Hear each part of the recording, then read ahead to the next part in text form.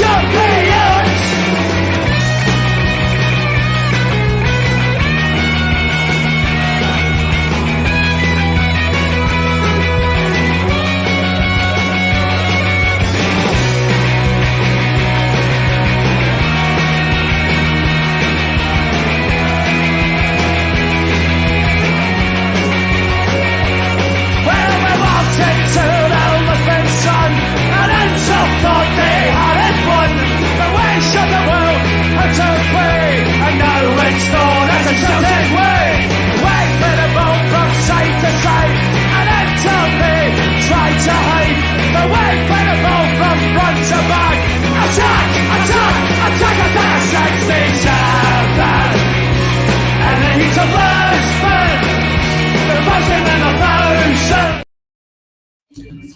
Good evening, everybody, and welcome to Celtic Rumours TV, episode number 171 of the Bawz and Bovril podcast with myself, Mark, and Big Jerry tonight again. Good evening, Jerry. Evening, Jerry. I had you on mute there. Sorry, bud. Good evening, Mark. How you doing, mate? You okay? I'm good, mate. I had a great weekend. Aye. Fantastic. Why? Who's that? I was at the game yesterday, and then after that result today, so I'm hobbling in sunshine, as they say. Do you know what I mean? I'm that happy. Superb. I didn't even know they were playing at the time they were on. I thought they were on at 2. And then you were kind enough to give me a wee update and let me know that they were getting pumped. You thought I was kidding you on to, didn't you? Yeah, well, mate, everybody think we're at it, but we said Friday night when we were talking, we fancied us to pump St Mirren and then them to drop points. So we weren't too far wrong. Their game, the David Cure game last week, I'd have been delighted with a draw the day, but you know what I mean? That was brilliant for Ross County today. It really was to even hold on, because a penalty in the 87th minute, and then the 7 minutes injury time. Aye. As I say, I knew nothing about it, but when you were texting me, keep me updated with the last 10 minutes to go. I couldn't believe it. And as you say, once they get the penalty, you think, here we go. They'll get another penalty at least. But no, fair play to Ross County. Fair play to Ross County. Go and do a wee few shout-outs in that. Right, everybody, the link to our forum and everything, that's in the description box below, and we're linked to www.celticrumours.co.uk. Some shout-outs to the lads on the forum and that, obviously Paul, Ter, Tim Malloy, Old Richie, a Glasgow Green, Malika, I don't know, Big Jabbers coming on tonight. He said at the game yesterday he was coming on for half an hour, but I've hardly heard from him all day. Promised me earlier on he was definitely coming on, 100%. Aye. Welshie, Mikey, wee Buzz as well. Buzz is turned 50 this week. He's in Spain with his daughter, so hope he's having a great time over there. Who's in the live chat? Bobby, nice to see you as always. Bobby's first in. Remember and hit the like buttons. And remember, if you have not subscribed, please subscribe to the channel and let people know about it. I've decided, right, I turn 50 next month. I'm at 968 subs. I'd love to reach 1,000 subs for about my 50th birthday. To spread the word to your mates and that, and try and get some more listeners and some more subs, if you don't mind, lads. Greg, nice to see you. Greg Summers, Liam Doyle, Patrick McLaughlin, McMillan, 420 somewhere evening, 420 mate, James McGrory, Grot Bags, Brian, nice to see you, Brian mate, Kenny Arthur, Plunge, Pulse Boy. Well, they're jabber in the chat there too. Northampton, Tim, Bobby 1962, there's Mikey as well, evening Mikey, Willie PM, Craig, Tico, it's like doing the register at school here now. Chill, Paul, William Smith, Smell the Glove, thanks very much, San Francel, Anton Rogan's left foot. Where's all the WTAP shout-outs and Walter Smith shout-outs and all that? Where are all they? I hope they all had a great weekend. I was expecting a few of them. There'll be any of them on the night. They'll go in hiding for the rest of the year too. Daniel McAlpine, hi guys from South Africa. Thanks very much for coming in, Daniel. Nice to see you, mate. I hope the boy from my work listens in. He's undercover. I hope he's still listening in. He's no shut the bed like the rest of them. Hi, Davey, if you're listening in, my man. Chalky. Evening, Davey. Aye, good on you. Oh, what a day yesterday, man. Aye, how'd you go? Big Jabber came through, pick you up, man, take you out. Aye, man, big, he came through for us and that, and we went away in. And as soon as we get out the van, started walking to the ground, the heavens opened up, mate. Aye. Nearly blew off my crutches and everything. And then we go into London Road, and Big Jabber couldn't find his ticket. Oh, the big streak, you're joking. And I'm like, oh man, I can't. Anyway, I can walk back to that van and walk back here. Aye. I'm standing there like a wee low slab, and I'm standing there, man, on my crutches. All these buses are getting by. It's stoating down the rain. I'm soaked to the skin and that. It must have, look at that poor sod standing there at that corner. He dropped it in the street, and he dropped it, see, next to the wee guy that watches the motors. Aye. It was still lying there in the street. He was a lucky man, do you know what I mean? Aye. Yep. Aye. Poor Jabber having to try and bend down to get that. He must have had to throw a fiver at the boy to pick it up for him.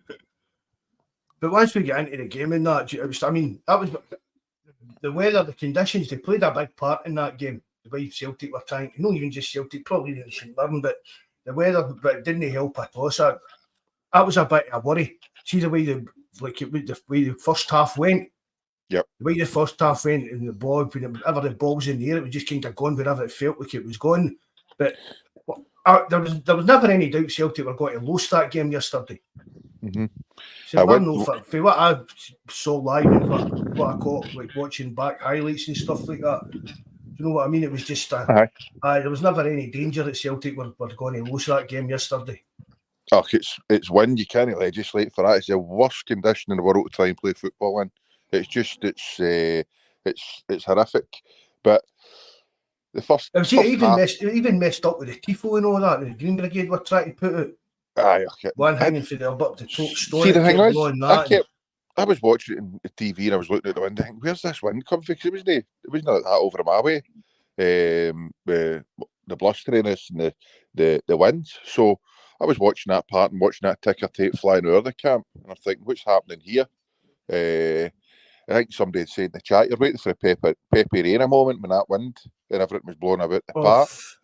But the first half, I didn't think we were going to lose it, but it's always when you're playing with conditions like that, and it's a lot harder to judge the ball and everything else. You've got to be wary.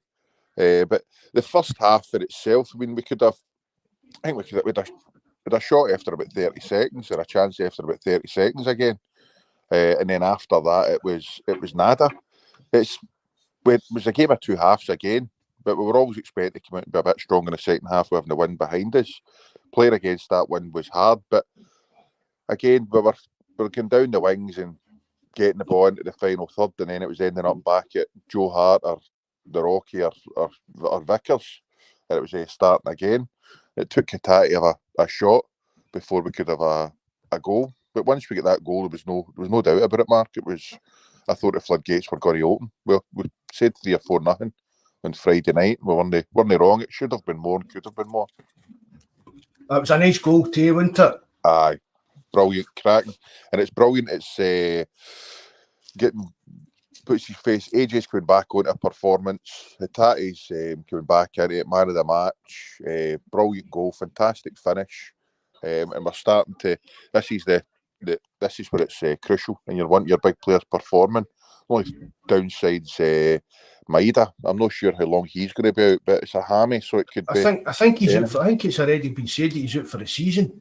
I remember I texted you the other day about it. I think you'd said nothing had been confirmed, but that's a gutter.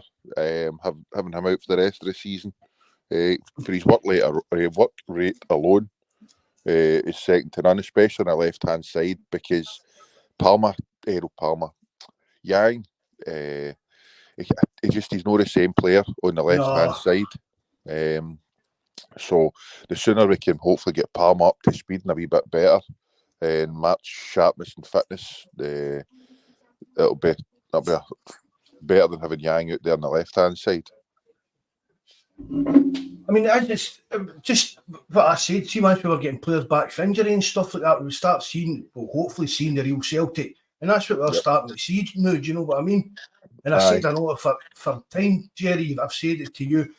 even with Mikey, just talking privately with Mikey, I've kept saying they're that rubbish, and if you take away all their dodgy penalties and stuff like that, they'd still be trailing us with more points than they'd be trailing us with more than 8 points if you take all out it. It wasn't that they were that good to be getting by. It was just that we were playing that shite for so long. Aye, no, I don't disagree with that, mate. And as I said to you on Friday night, there we were talking. I fancied them to drop points today, but I still fancy Dundee to take something off them in midweek. But no, this is when it counts. This is when it. This is the hard part of the season. This is where the trophies are dished out. It's no dished out at the start of the season or middle of the season. This is where you need the big performances and the grind out the results. 5 games, just take a game at a time, get the 3 points, job done, move on. We're 5 goals better off than now. 4 points as it stands. It's all about us. We should be just keep them in the rear view mirror, just keep going, just keep motoring home, ticking off the games, and that's it. Performances, if we can take them, but it's down. It's the 3 points now that matter the most to me now. I seen somebody on Twitter earlier on who put as well that see after their first 24 games in charge, that's Big Baldermore get the same amount of points as Mick Beale did for his 24 games in charge, and Van Bronckhorst was only 3 worse off. Aye.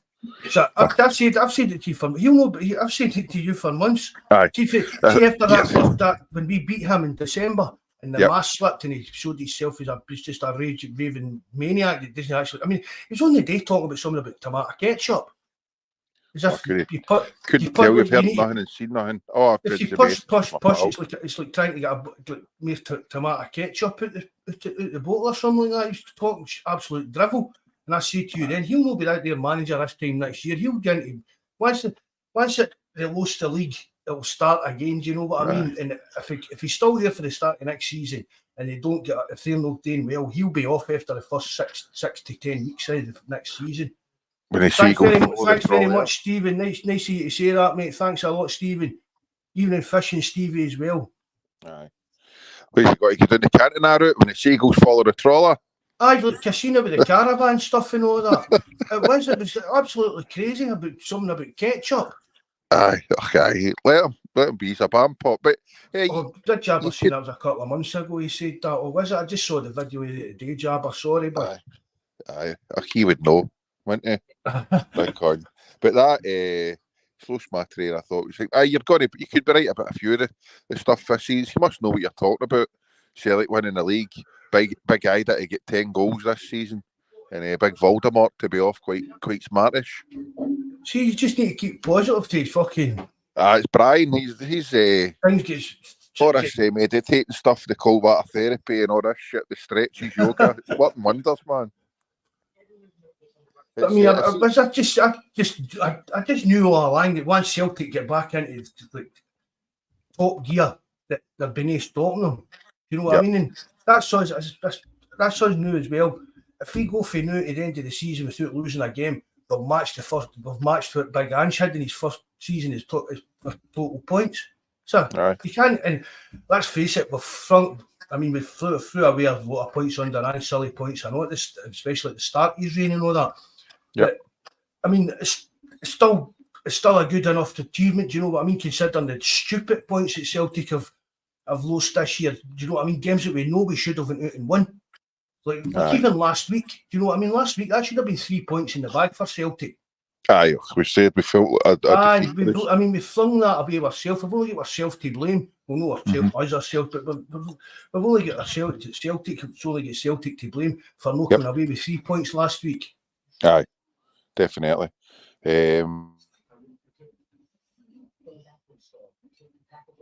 What's that? What's the Hounds, Liverpool, Arsenal got in common? They all lost the league on a Sunday. Well, I don't even know what's happened down in England. Is that take it? Man City's top of the league again down there.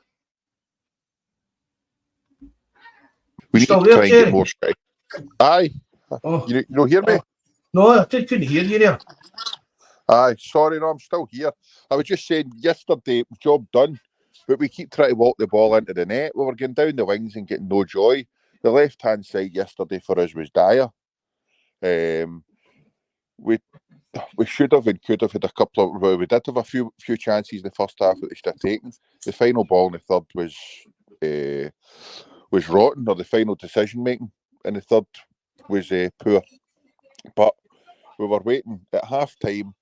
I couldn't see us losing the game. That's for sure. You're just waiting to get the game on and try and go for there. But see the minute the first goal went in, that was it. It was job done. Game was over. It was just going to be a matter of how many we scored, and we could have and should have had a few more. But we'll take that. Aye, big Jabber said Kyogo to score at any time and we win 4-0.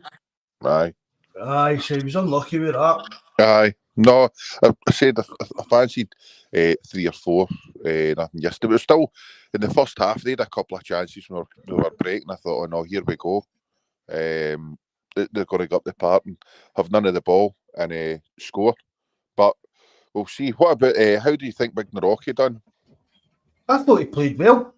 Aye, I would definitely be starting him next week.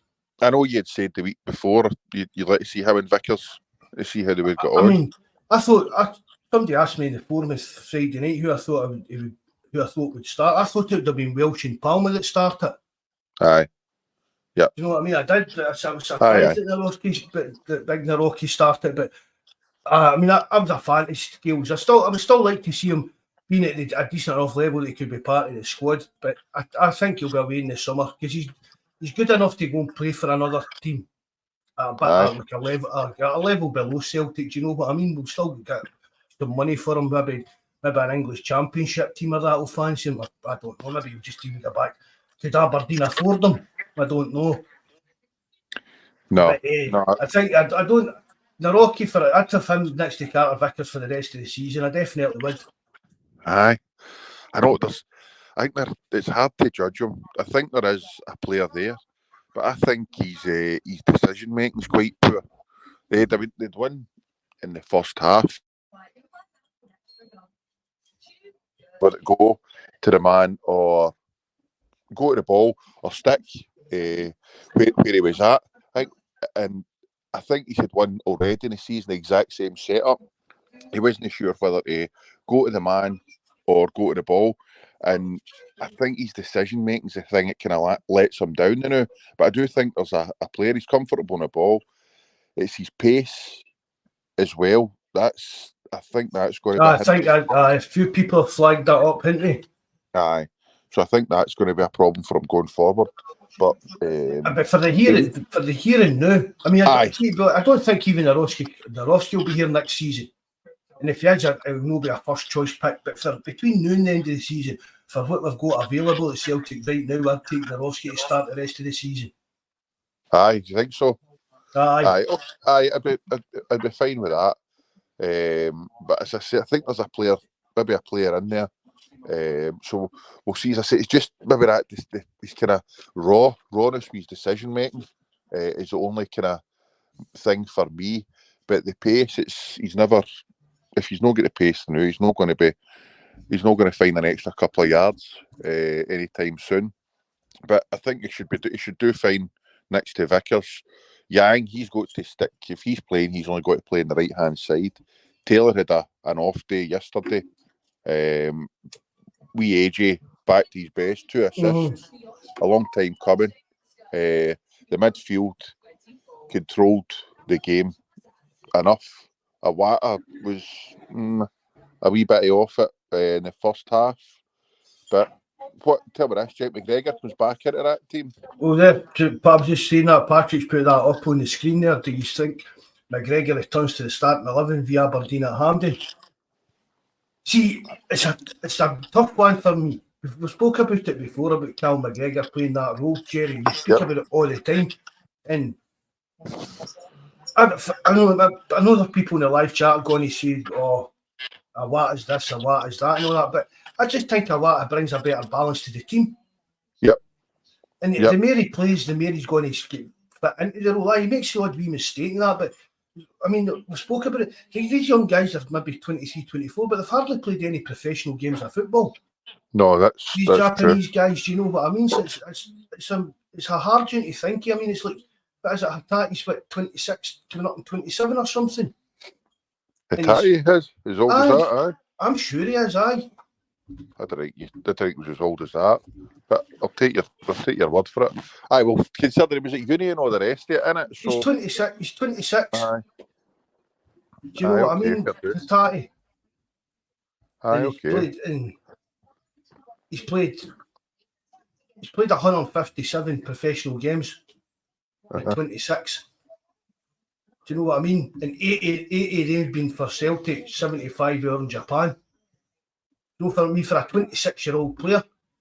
So it's hard to kind of judge these. I mean, who was that? Like Kobayashi and all that. I mean, you still, when you think of what the difference in them coming through in a professional career and what it is coming through in Europe and that, you've got to give him a bit of the benefit of the doubt. And I honestly think the more games he gets, the better he's going to fit into the team and learn he needs to get rid of the ball a bit quicker sometimes. Do you know what I mean? Yep. Things like that. Maybe toughen up a wee bit. But he's reading of the game and stuff like that. He's one of the best readers of the game we've had for Big Beaton when he played in the CDM. Aye. No, that was one thing yesterday. I will say about Naroki, he was a bit faster at getting not as many touches as skills with the ball. He was a bit faster at getting it forward and getting it past, getting these passes away, which is going to help us again. But it's just I always try and judge our players playing against them. So I think he'll be fine. Midfield will be fine, and then Kyogo. I think Mikey had said about starting Kyogo. Ida. I thought he expected us to start Ida yesterday. But how did you think we Kyogo done? Well, he was getting into good positions. Aye. Especially in the first half. If you're in the standing section, you've got a cracking view of that bit of the boat, that box like that in. And I seen a lot Mary Kyogo, what he does when he's not got the ball yesterday, than you'd actually maybe see on the telly and that. He was making runs and you could see what he was trying to do. And it was maybe the wide players that were maybe just no clicking in that first half. But you could see I seen a lot better making runs and what he was actually trying to do for where I was in the ground yesterday. So I mean, I say that he just needs to find the goal scoring touch again. Yep. That's really what he does. I mean, he had a couple of half chances yesterday, but he got a goal, and that's what he tried today. That's what he's on the park today. So I can't complain about him yesterday at all. Aye. Yep. Aye. Big Ida coming on and getting another goal as well. What's that? Him go 7, 8? I think it's 8, is it no? Aye. I made the goal himself. He kind of closed the boy down. Aye. And done the hard work himself. So there's no doubting the big man's work ethic or commitment. It's just if he's going to be prepared to come up here and hopefully be second or third choice next season, if Rodgers decides to pop the cash and buy him. I can't see Norwich being that hard to deal with if we want to sign him full time. No, I know, considering that there was that Italian team that they were going to sell him. I mean, it wasn't massive amounts of money they were looking for him then. So I don't know. It's just maybe we might have shot ourselves in the foot because we've not got a set fee to buy him. But we'll wait and see what happens there. We'll wait and see what we get for Mikey Johnson as well. Oh gee, he'll be back in that squad. You don't think so? No, he'll know. We'll sell him in the summer. I'm hoping so, mate. I'm hoping so. And we'll get a decent fee for him. I'm telling you. He's been doing well down south. He said his time here, but I don't know. Mikey Johnson, he plays well everywhere apart from Celtic. Aye. For me, it's just one of the cases. The jersey's too heavy for him. Yep. Aye. And he tries too hard. That's one thing I would say about him. He tries too hard. He always tries that one wee thing too much. It's as if I don't know. That's my opinion. There's too much pressure on him, but he brings that. I think he brings it all on himself, puts it like in his own mind and his own head and that stuff. Yep. Aye. Maybe. I always just took him as a bit too selfish and all the rest. There's times where he said the boy should be passing and he's want to take the ball for a run and shoot. And there's times he's shooting and he's wanting to do a stupid trick and flick and all the rest of it. But I wish him all the best. If he gets us a few quid as well, even better. But I wouldn't have him. I wouldn't have him back. We'll get more than $1 million or $2 million for Mikey Johnson. There'll be a wee mini auction type of thing doing in that championship for him. Best of luck. I wouldn't be surprised if we got a right good turnout of Mikey Johnson for that, like money wise, come the summer. Aye, well, we've done not too bad at some of the players we've punted to get money in. So it's about time we get spending it wisely. There's Kenny after saying the criticism of his skills is harsh. On the chat, it'll be us, Kenny. Because I like skills I've stuck up for him all season, but he's slowly getting off the boil. I mean, do you think maybe it's a bit a fatigue thing? I mean, there's a big difference between playing every game for Celtic and every game for Aberdeen. I don't know. Maybe it's been a bit of a long season for him, and he's just gradually kind of getting off the boil a bit. Possibly. I mean, he's done well. He has done well for this season for himself and for us. He's at the start of the season. If he had been punted to Aberdeen, he wouldn't have batted an eyelid.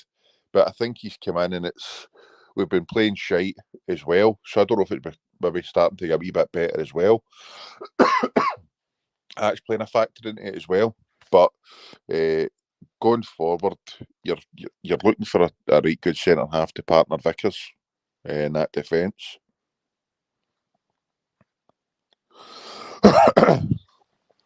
You punting that link out there for him that's want to come on. You there, Mark?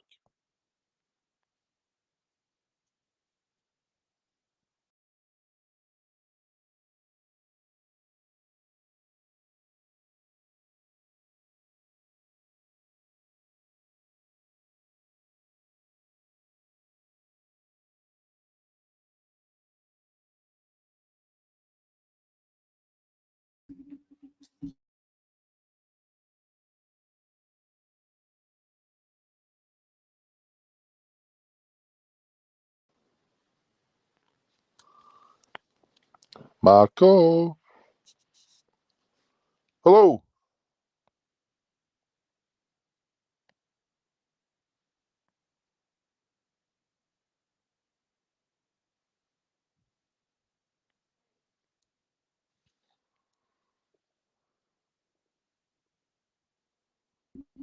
Hello. Who, Jerry? Hi, I hear you now, bud. I don't know what happened there. No. I thought I could hear an echo and I tried to fix it and there's a fucking failed on me. Aye. Yeah, you reading that big Jabber's comment saying I shot it. How you know on Jabber? Get on here. I can't even remember what we were talking about there. What were we on about there? Nonsense. Scales. I was talking about scales. Aye. We're starting to play a bit better as well.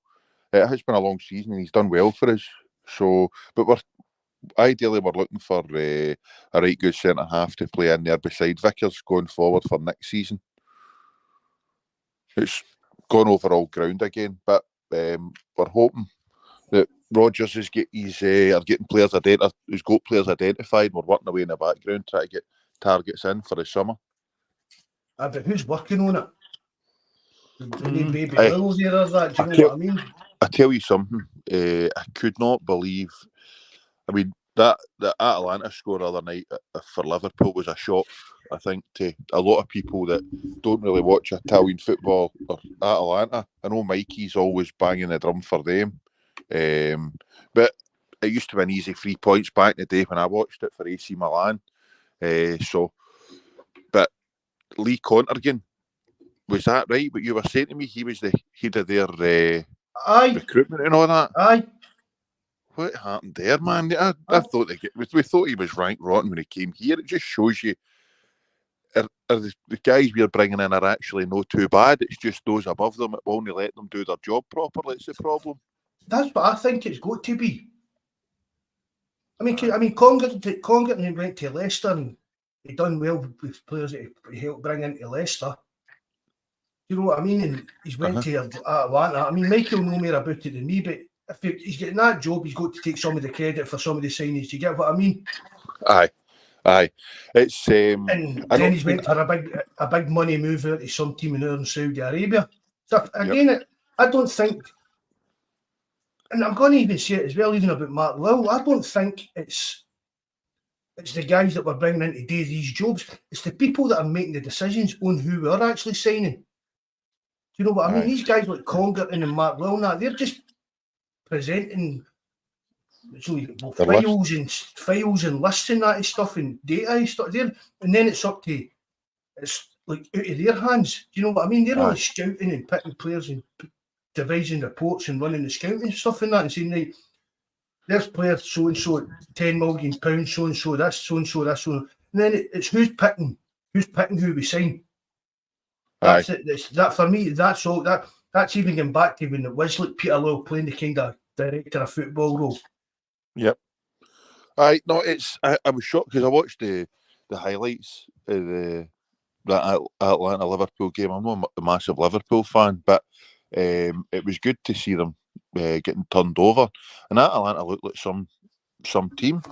Played them right off the park, and then for somebody to turn around and say that. Or when you turned around to say that Cottergan had been head of their recruitment and all the rest, I thought, what? How did you manage to land that gig after being at us?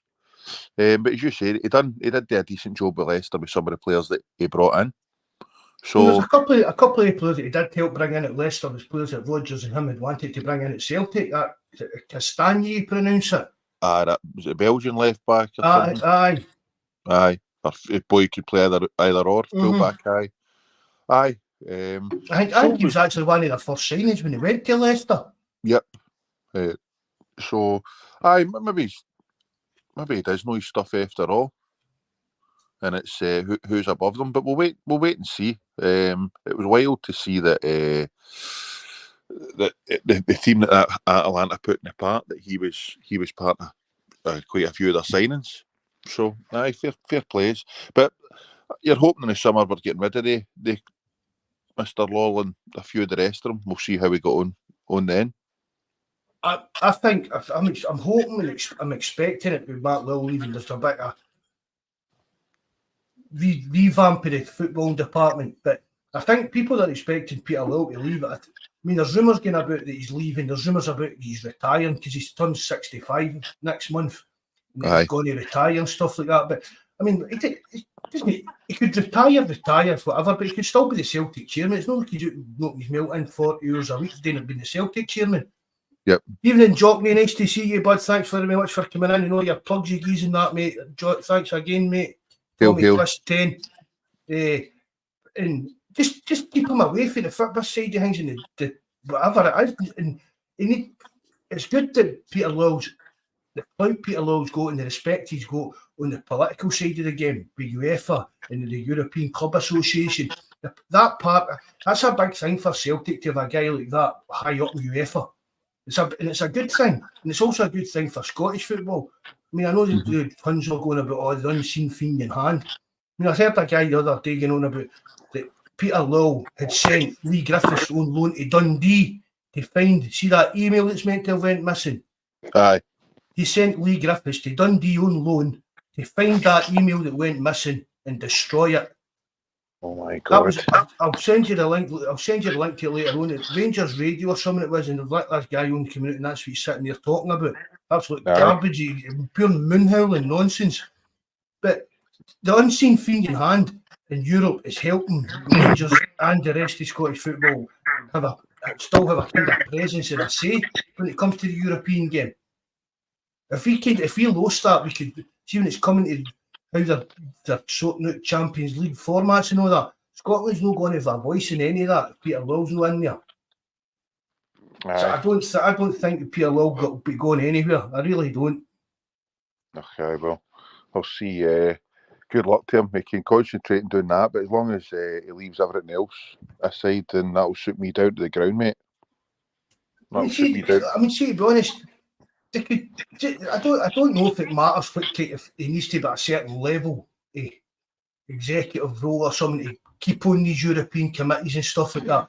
But surely they could even just fling him a title, honorary chairman, which just takes everything away, because you can't accuse an honorary anything of any saying anything. Do you know what I mean? Yeah. It's just a kind of pat in the head kind of title, an honorary chairman or something like that. Maybe that would help people but accepting there. But again, and I say this all the time, people, right, you can moan and hee-haw and that about Peter Lawwell and that, but well, if we win the league this year, how many leagues is that he's supposedly helped us win? If he's running the show, you've got to give him the praise for the good stuff as well as the bad stuff. And nobody can do that. Nobody can think. And people are saying that, they're like, no, you can't even think like that. You can't just pile all the bad stuff on one guy's back, and then when things go good, you say, oh, nothing to do with him. Mm-hmm. Yeah. They're Bobby's right. That was the three signings I remember. Shar, McGinn, and Castagna was the three signings that Rodgers wanted to kick his own. And the three of them have not done too shabby since they put down south. So it's not identifying the players, it's just getting them in. That's our problem. Do you know what I was going to say to you yesterday? What was the script in the first half? When was it Yang and their boy went down with a clash of heads, but Yang had to go off the pitch and their boy didn't. Aye. What was that? I don't know what that was about. Everybody was going daft about that. Aye. I no idea myself. I mean, the big boy ended up having to get subbed after it. But I don't understand how they managed to keep their player on the pitch. I mean, I was listening to it on that Celtic radio. Peter Grant, God bless him, man, but I can't listen to him, man. I think he just talks nonsense. People will be saying I've got some cheek when on this, but I just can't. I can't listen to him. Sometimes he just talk for me. He talks nonsense. So try to listen to it yesterday. He was clueless. He hadn't had a clue what was going on. Neither did the boy, other boy in the studio next to him. But it didn't help that none of us had a clue what was going on, and nobody could work out why he stayed on the pitch and Yang had to go off when we were attacking. Well, just thinking back, did Yang get treatment? Did two of them get treatment? No, they didn't. Because they were trying. Because I can mind the guys about shouting about it.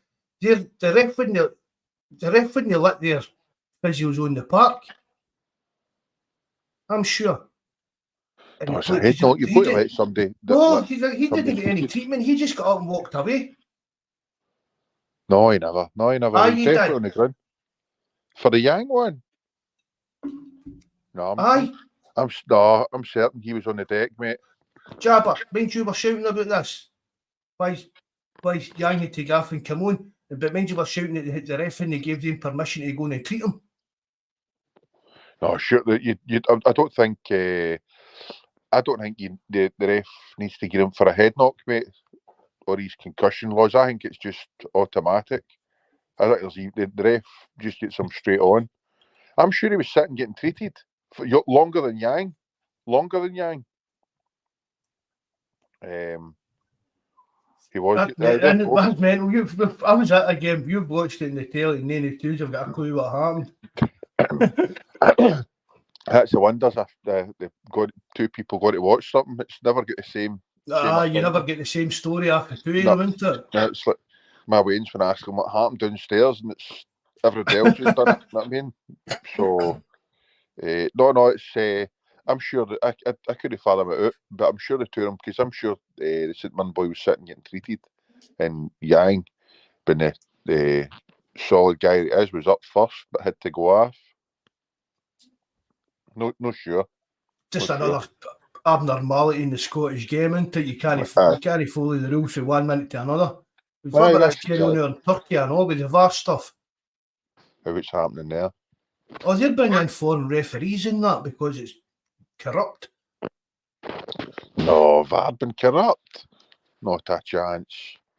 Maybe it's just across And the board. that's Or just in here. it must be bad because that Turkish league's one of the most corrupt in Europe. Aye. Europe, Asia into Turkey's a kind of. Yep.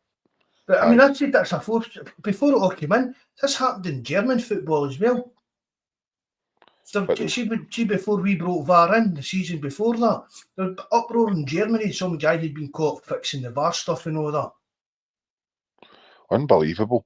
I remember And before. And just to hear, know who's the head of referees in Turkey? Mr. Hugh Dallas. You're joking me. No. No, I don't. I mean, it seems like it's the Disney Channel. I don't get to see any of this stuff. So if it's on the news or anything like that shit or any TV, I don't watch your TV. But I'm no surprised there. But you did say before this VAR stuff came out, and everybody think, oh, that'll do away with any of the biased decisions. Or that. You're like, no, it's no. It'll make it worse because there's ways and means round about it. There are ways and means round about it, and all the referees and that, and all their backup is VAR checked it. Yep. You know what I mean, sir? Whether it's right or wrong, which we've seen a lot of wrong decisions even made with VAR. That's just the be all and end all. VAR made it. But aye. That's the thing. VAR's no there to referee the game. No. See, like that penalty last Sunday, that's not up to VAR to bring that to the referee's attention. Because the referee had no hesitation in that whatsoever. He booked that Silva. He booked him for diving. Aye. You know what I mean? So why the VAR shouldn't have didn't right to even get involved in that situation?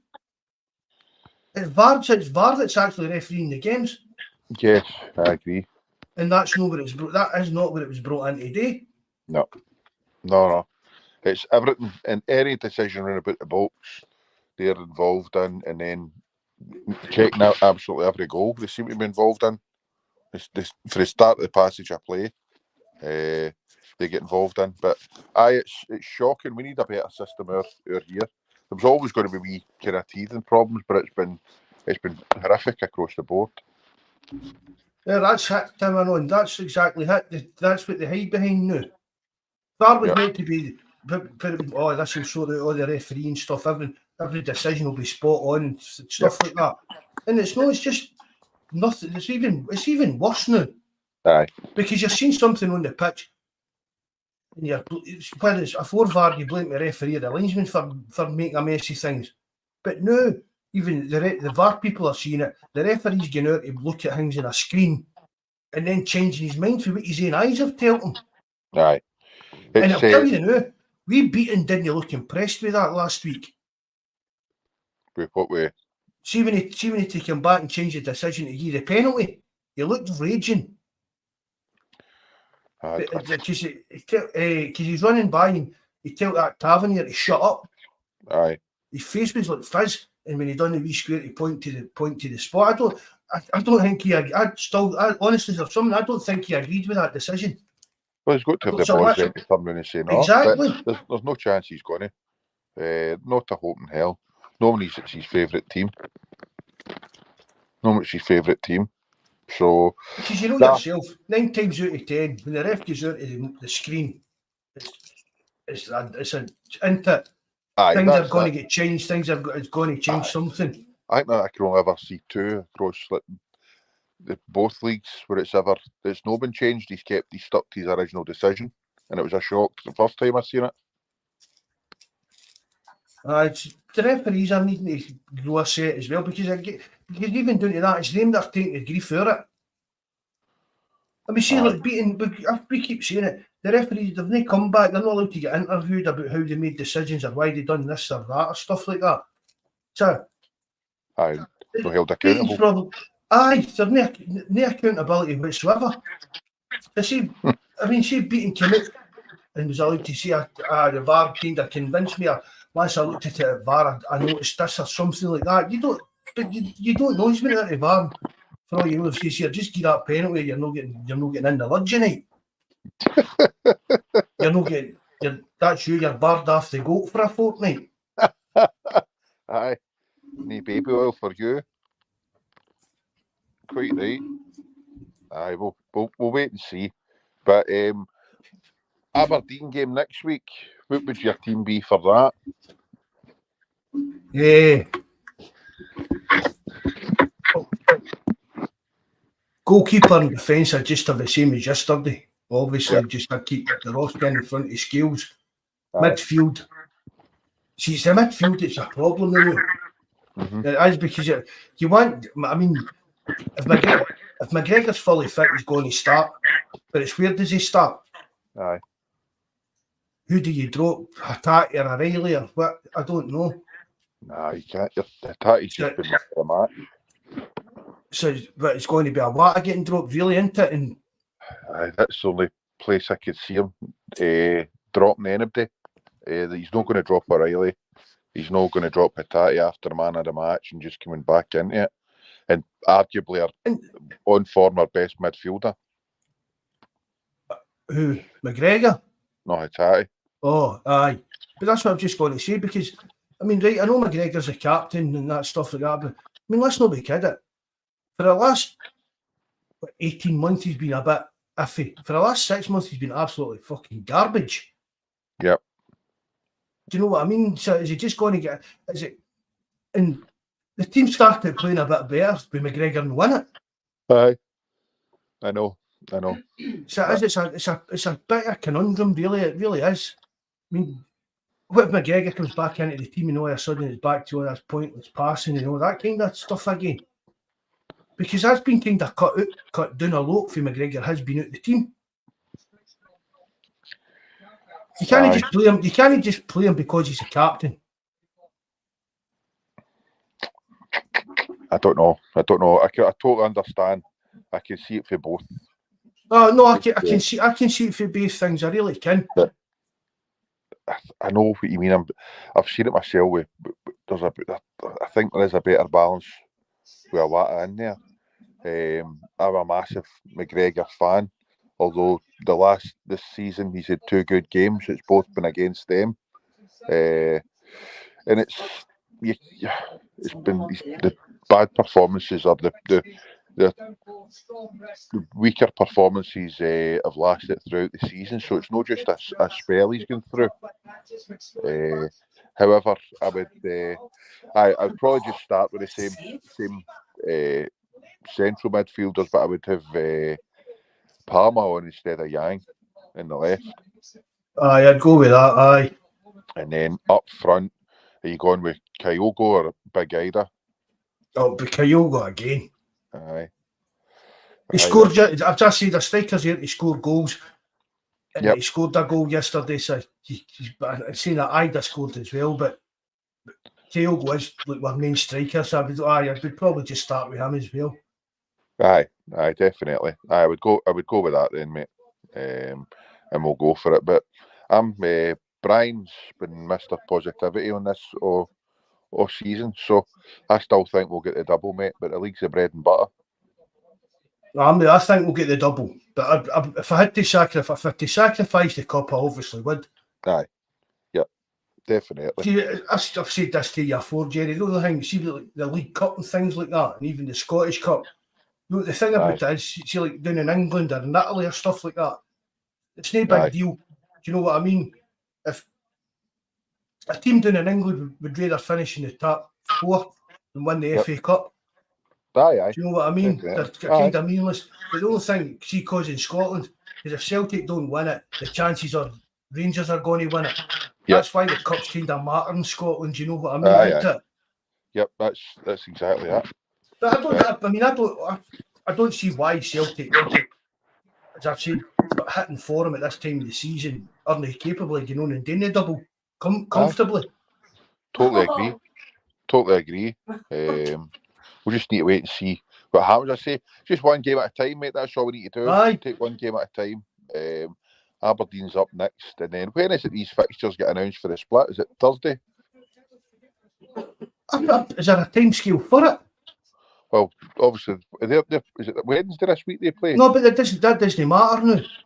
With the results yesterday, Dundee's guaranteed top 6. Aye. So they can do it any time. They can announce it tomorrow. Aye. They just need to get this random computer working and see how they shoot the monkeys. We've got three home games anyway. Aye. We know what our two away games are. Without a shadow of a doubt. How? Well, Hearts will be away, guaranteed. Hearts will be one away, and then who? I don't. Have we not played Hearts? Lovely. Have we not been away twice to them already? It'll be Hearts and Kelly. No. I'm telling you, man. No, I was reading a thing on Twitter earlier on. There's I said Bobby said we've been away to Hearts twice already, so we can't.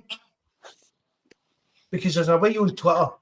I've seen a boy on Twitter, one of the guys that does all the stat stuff, and there's a couple of games that they could switch.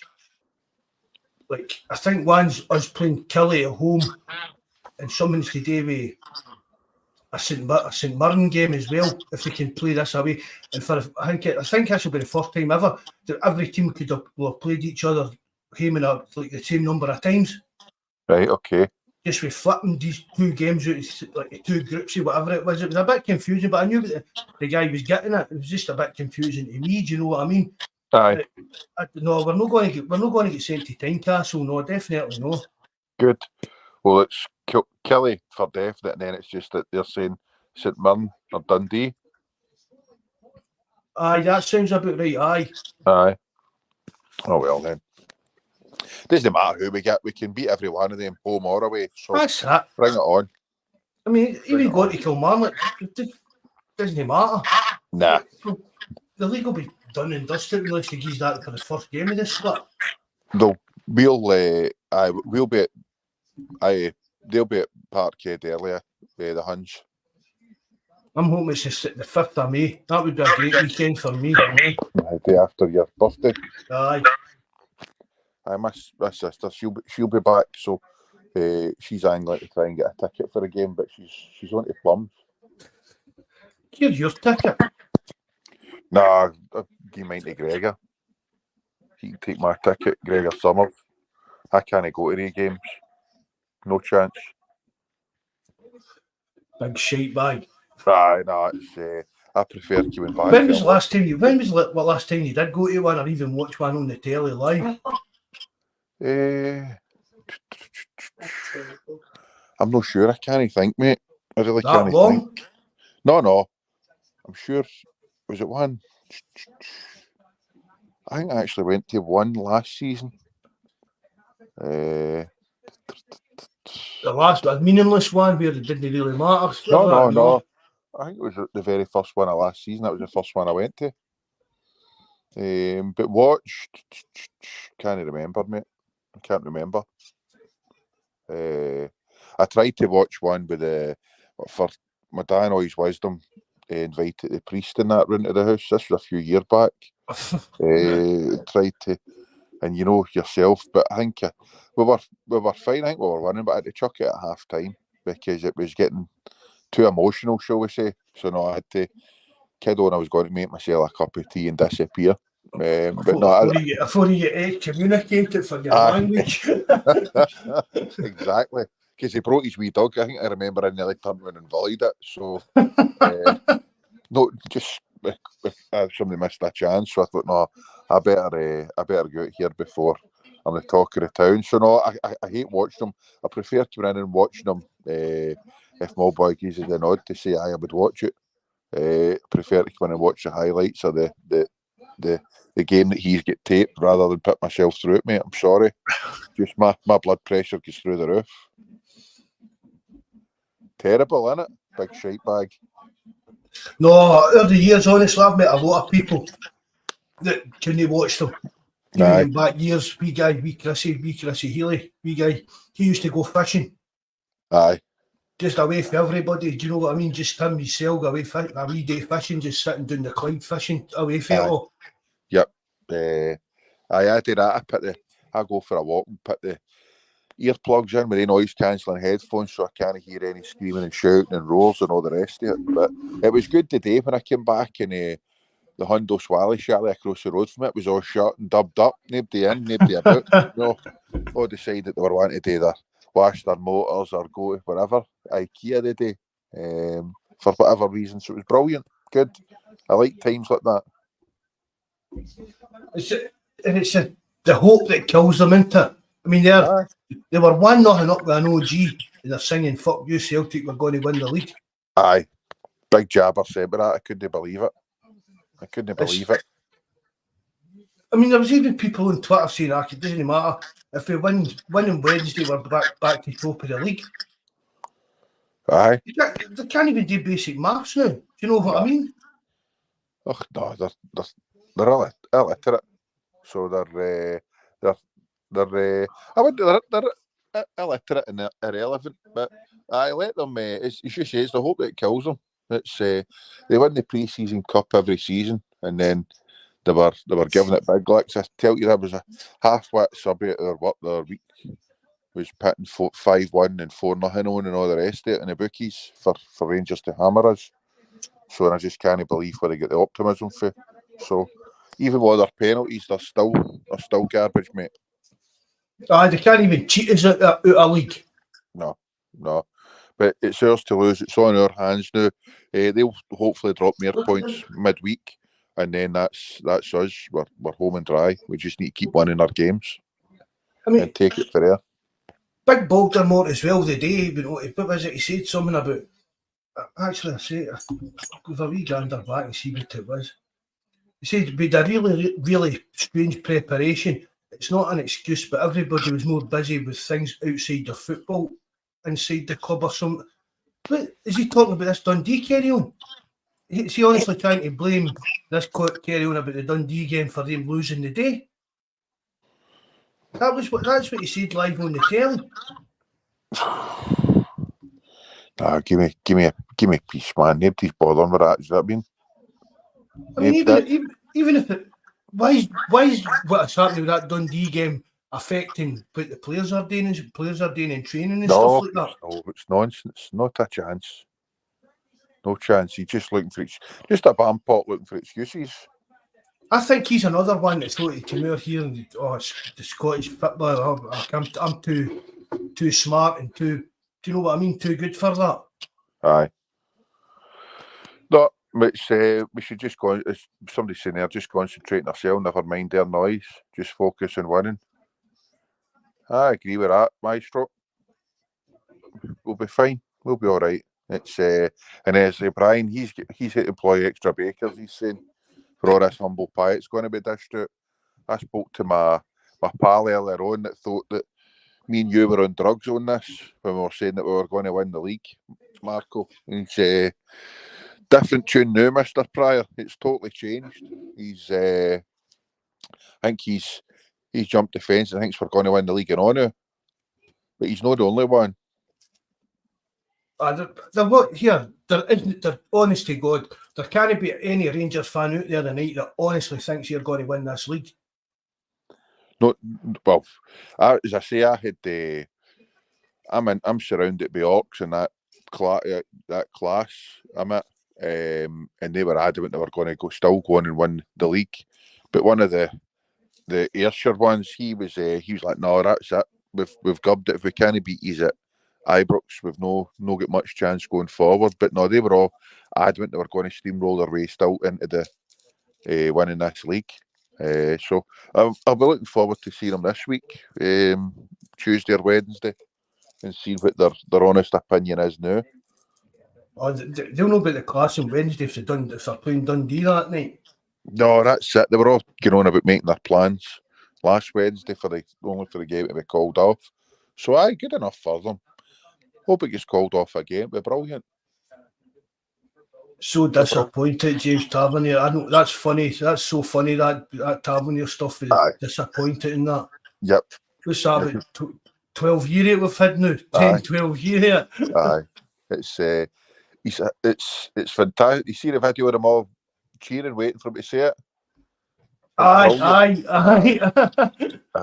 You'd have thought they would have cottoned on. I need to get a new partner. I need to stop saying the same shite all the time.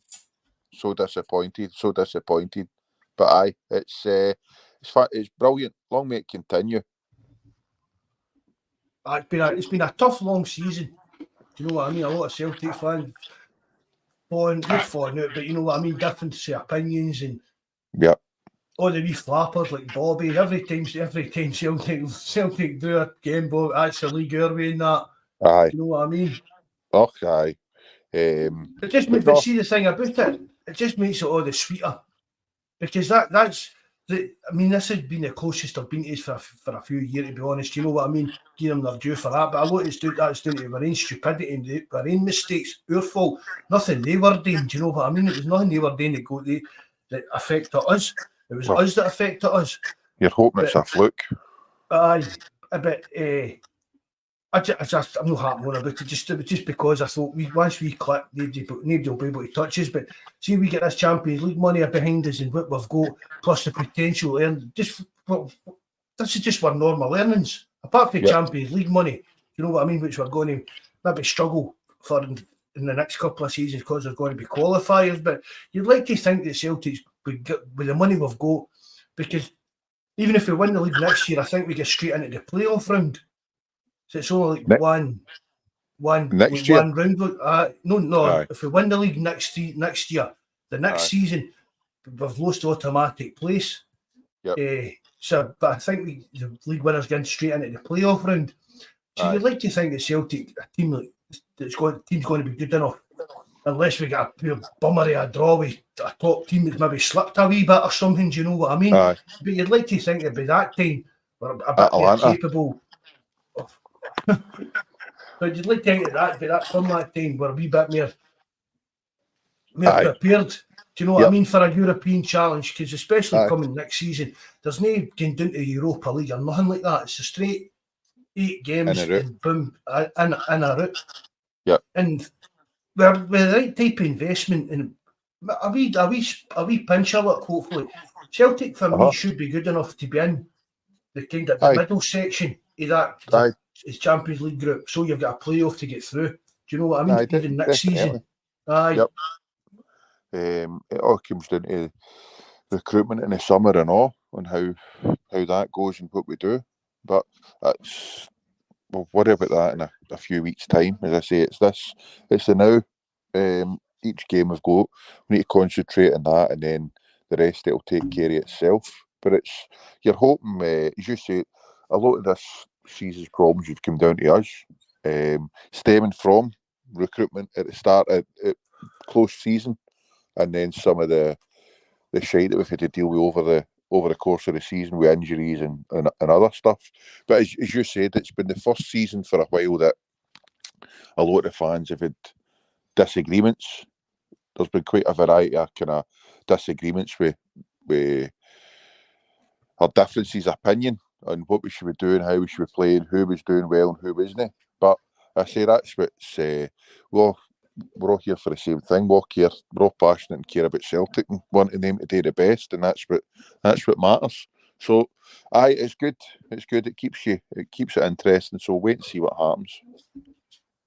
Just what Ken, I was talking about there, about us getting the Champions League money and that for next season and stuff like that. We do this, we win this league, get this Champions League money next season, and then just even keep ticking on doing what we're doing, how we're making money with our advertising and corporate stuff and all this kind of stuff, with kit deals and all that.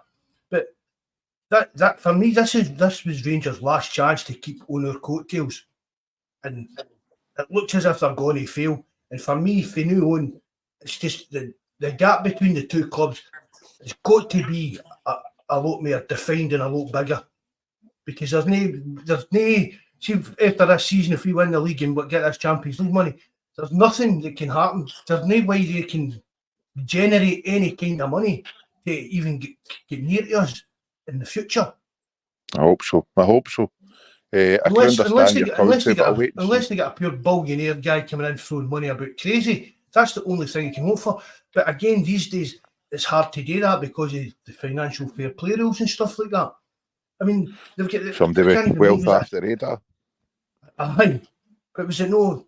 Even the last accounts, the chairman said something about there are £10 million hole we need to find a way out of every year. And where are they going to find that if there's no that kind of chance of getting the Champions League? They've flung the kitchen sink at this season, in my opinion, to try and get this Champions League money coming in. And if they fail that, I honestly, I was a Rangers fan, I would be really, really worried. Because we know that year out, year on, year in, Celtic's make more money than you. No matter what. Right? If you get Champions League money, they would still maybe need a year or two of Champions League money to actually get back on an even keel, because they've got probably the soft loans to pay back and all this kind of stuff. Aye. For me, there's no way, Matt, I can see how they can get back touching us unless Celtic do what Celtic's been doing and keep me kind of no going full on the gas. Aye, who cares? It's up to them. Hopefully, we win this league, and that's what matters. They can worry about themselves. They can rot and fight it out for second, third, or fourth for all I care for the rest of their days. But it's hopefully we can see Rodgers gets to spend some serious dough in the summer, and bring in the players that he wants, rather than bringing in projects or whatever. Because he's done, like, we were all criticising Kuhn, and I think he's going to be a right good player for us going forward. Would you try him on the left at all? I know he's been starting going to a game and doing really well on the right. Would you fire him out to the left at all and put Yang to the right? Aye, I would give him a chance out there. Aye, I mean, see, really, I mean, he came in, he was garbage. Then he had a good few games, but the last few games again, he's been a bit hot and cold. You know what I mean? Kuhn again, he's a couple of good moments during the game, but he's been a couple of dodgy ones in that. He's another one. I think it's just maybe we're going to see the best of him next season. Yes, I think so. I'm hoping so as well. What about Forrest? Do you think he'll have a part to play in the run-in? Aye, probably. Aye, I think he will. I think he will too. Could you see him starting at all? Any of the games? I don't know about starting, but I've said I think he'll be away in the summer. I don't know, he might even retire. I don't know, but I would like to see him get some decent game time between now and the end of the season if he's going away. Aye, likewise, definitely. Been some servant and been underrated, but aye, I think so too. I'd like to see him having an input into the last 5 or 6 games, whatever we've got left, between now and the end of the season, regardless of his situation in the summer. I'd like to see him play, but I think he'll either chuck it or go down to give Bruni a hand. I don't know. As in playing. With who? With Brown. Oh, Bruni. I thought you said Bruni. No, with Brown. No, but I mean, you maybe fancy get down there and maybe even get a wee kind of coaching job or something like that. Aye, we'll wait and see. But aye, he's been a fantastic servant to the club, so there's no denying it. But we've said before, I wouldn't like. I'm just just fade away, no get any kind of. Aye. I mean, maybe he's going to be here next season. We don't know because no chance. No, I don't think so, Matt. Look at the games he's played this season and what he's contributed. If he is, fair dues, but I don't know what age is he now, 33, 34? He's about that, isn't he? Aye. So no, I don't think so. They're smell the gloves saying we James will score a really crucial goal between now and the end of the season. I could see that happening. I could. Aye. I mean, because he has popped up with some important goals in that throughout the years. He's popped up a couple of crucial times this season as well. So, I would like to. I wouldn't like. I say I felt sorry for him over his Celtic career, even though he's made some right. He's made a few quid and been paid well, but it'd be sad to see him go. Fade away, no even get a kind of goodbye in that kind of thing. Aye, so no, he'd be due a send off at least. But I really can't see him being here next season if all things been well. I don't think he'll be here next season. Because, again, you'd like to think we've moved on for that and we're getting better in and we're going to have even a bit like better backup stuff and Forrest would fall down to even further down the pecking order. Yep, aye. and it's at the stage of he's at that stage of his career. He knows he's coming to the end of it, but it's what he wants. Is he prepared to play just a bit part role every now and then next season, or does he want to go down and try and play at a lesser level with Brown and maybe get a wee coaching role, or is that what he's wanted, the route he's wanted to get down, or whatever? I don't know.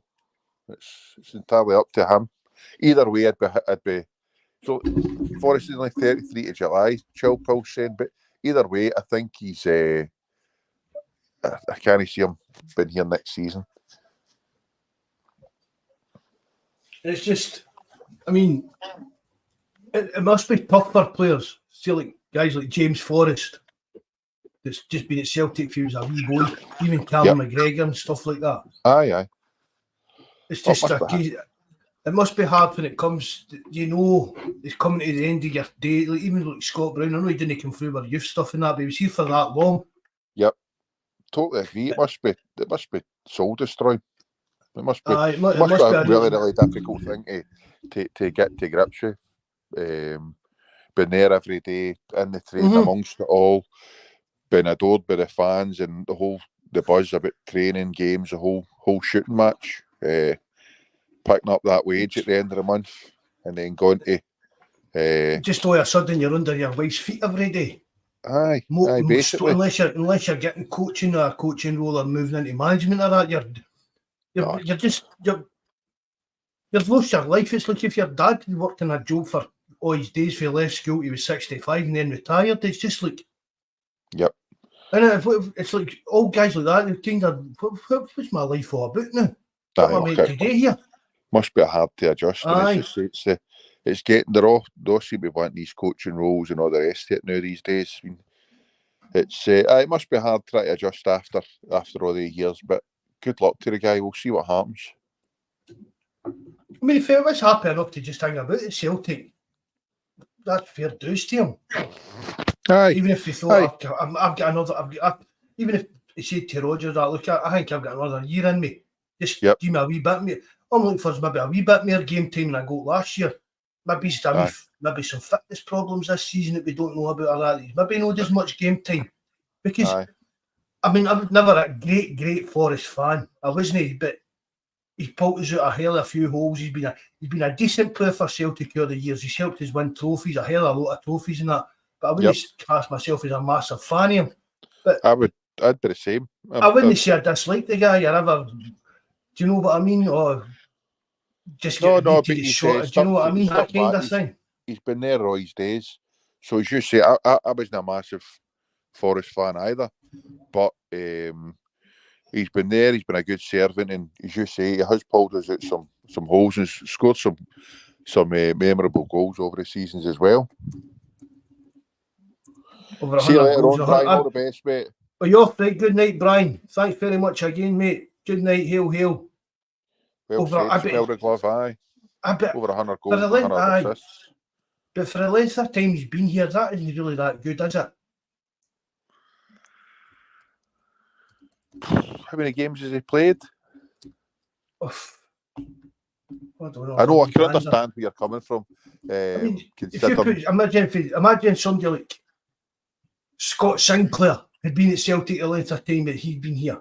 Do you get what I mean? A player like somebody like that. Aye. You loved that guy, Sinclair, didn't you? Aye, he was a cracking player, man. Aye. 400, is that the right stats? 489 appearances and 104 goals. For playing for Celtic in Scotland, do you get what I mean? You'd expect somebody to score a lot more goals than that because of just the amount of attacking football we do and the amount of chances at 40 were wingers and stuff like that. You're a hard man, Marco. But come on. A winger playing for Celtic with nearly 500 games and he's only scored 104 goals. Aye, no. I know where you're coming from. You're right, mate. Aye. What did Sinclair get when he was here?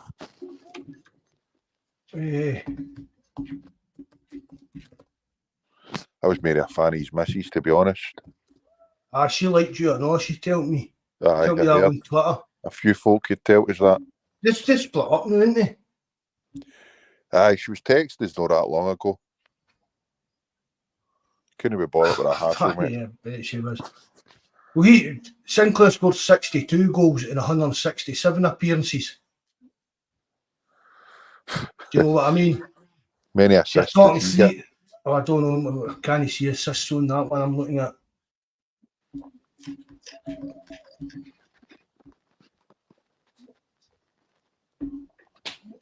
Oh, I can't find that one. That one I'm looking at. I mean, I'm not slagging Forrest off. I'm just saying the length of time he's been at Celtic and for how good a player. Did Forrest didn't become the player that we thought he would? We're going about players that never actually reaching their heights, like young players coming through and no reaching their heights. When Forrest was younger, I thought he was a decent young player, a good young player. I think maybe that's what that's with Forrest. He never kind of reached the levels that I thought he should have. Aye. You're not the first person that said that. He never kicked on for when he first broke into the team. I didn't think he'd be here as long as he has, if I'm honest. I mean, he's had offers to go. Yep. So it's their chill Paul saying Forrest to show him loyalty. You've got to give him credit for that as well, because he will have had offers to go down to England and that, but maybe he's just thought, well, nothing's better than this. Nothing's better than going out at Celtic Park, playing in the Champions League. Whether you're getting beat or no, you're still playing the Champions League rather than playing, go and play for some mid-table English pub league team or something like that, where you're never going to play in Europe again and things like that. Yep. And Celtic have made him a very wealthy man. You know what I mean? That's the thing as well. Just. Agreed. There's San Fran saying no harm to the lad, but I don't want to see Yang the rest of the season. It's a bit hard. He's a confidence player though, that Yang. I got a thumbs up for him yesterday. For Yang? I seen the way he came. Aye. I just looked out the window and it was Maeda sitting in his motor, with his wee specs and that, and he looked like a wee Japanese emperor. Aye. Right, sitting and I was just watching him as we were driving by, and I said to Jabba, there's Maeda in there and that. And then the next time I looked and it was Yang in the motor in front of him. I just stuck my horn out and gave him a thumbs up, and I caught his eye and he gives a thumbs up. Aye, good on him. And then further down the road we saw Hatate. He wouldn't even look here, man. He had my nipple up at the window and that. He had the nipple at the window shot and that, but he wasn't wearing it. Was Jabber encouraging you? No. They look like something for Little Britain with the two of you. 2 hours it took us to get home. 2 hours from Celtic Park to Hamilton. It was he stopping off every 5 minutes at McDonald's. Oh, the traffic, man, the traffic was a nightmare. Aye. London Road was at a pure. See where we parked. He was trying to get down and cut onto London Road. It took us about 45 minutes to try and get down a stupid wee side street, man. It was shocking. Aye, it's brutal. I think there must have been something going further up towards the Hamilton end of it. There must have been something happening because there was motors. They're just for 10 minutes at a time. There was absolutely no movement. Traffic lights were changing and everything, but there was no movement for any motors. Aye, that's when you start getting frustrated, innit? Oh, that's when you start getting frustrated. And I didn't want to upset Jabber after him out fighting in the Kingston Bridge the other day. Oh, what was that like, huh? I was mental, wasn't it? Huh? I thought somebody said that it was a lassie and a guy, then somebody said it was 2 lassies. I don't know what that was about. That was definitely was it 2 lassies? Aye. Aye, definitely 2 lassies. Definitely. Aye. No idea what had happened there. Good night, mate. Enjoy the golf, mate. I'll be tuning into it myself once I finish up here. Oh, you're not into the golf, are you? Aye. Not for me. How? Huh? How no? I've never really been into the golf, to be honest. Have you ever played it? No, I couldn't. years ago, back the drinking days, me and the boys used to jump out the golf course near us and wander around it with a couple of sherries and try and hit the ball, but I was never able to do it, man. I've no coordination to hit the ball. I ended up used to taking divots out, man, and near killing their flimming rabbits with the turf I was flimming launching at them. But no, it's no for me. I used to like a game of golf, man. But it was the same, but you just walk about a few cans and a bottle of wine in your bag. Aye. Do you know what I mean? Yep. A couple of doobies on the, you know what I mean, halfway around on the tee and I just sit there for a wee drink, a wee puff and that. Great days out, man. Surprised you get back up and kept walking. You just sat there. There was guys I worked with, they get me into it. I always liked watching it and that on the telly years ago. Oh, the golf? I thought you meant the doobies. And then I get into it with guys for work and I went with them and that. I mean, I wasn't great at it.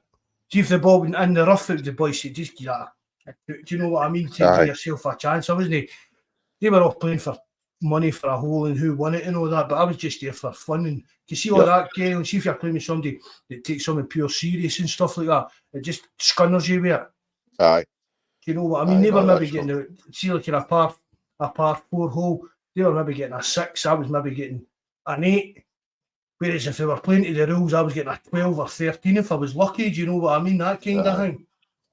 I've never been snooker, darts, golf, anything else. No, I've never really been in anything else at all. Darts and snooker aren't a sport.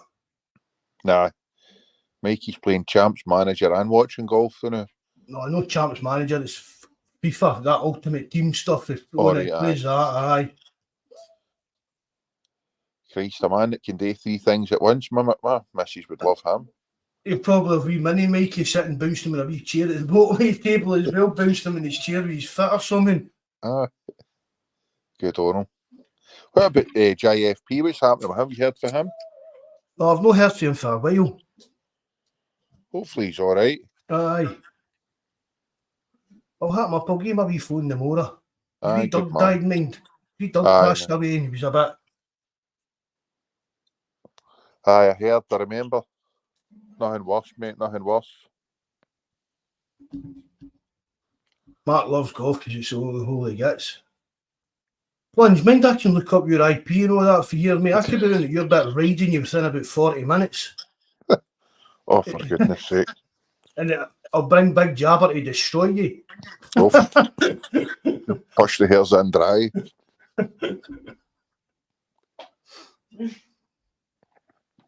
The San Francisco decider deserve a bit more game time. Aye, I think he does.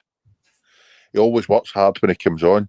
Yesterday, I thought maybe the first half, Mikey was going to be right after saying that he wanted him to start. The conditions and everything else yesterday, I thought maybe we need him. But what did he come on yesterday with 20 odd minutes to go? Aye, about that minute. Still managed to get himself a goal. So, he works hard. There's no doubt about that. I think there's no chance of seeing O between now and the end of the season whatsoever. Thankfully, I think he's not going to get signed. He's not going to be signed long. Did you get rid of him full stop, or would you put him in loaner for a season or that? I used to say I'd like to see him maybe out on loan, give him the benefit of the doubt.